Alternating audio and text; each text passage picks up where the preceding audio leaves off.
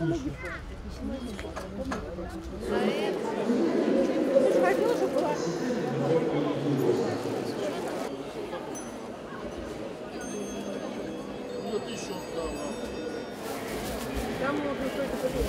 Меня снимать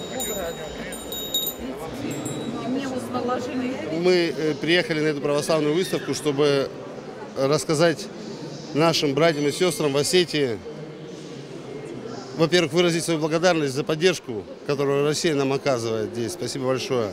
Мы очень удивлены, я лично очень удивлен вашим гостеприимством. Спаси Господи всех православных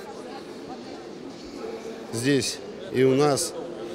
И приехали рассказать о том, что нас благословили вот этот крест привезти на эту выставку в Оптиной пустыне. Нам дали этот крест для того, чтобы мы обходили наши блокпосты.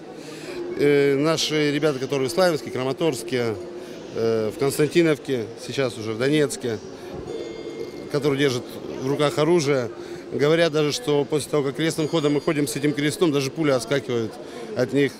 Я верю, я знаю, что это так.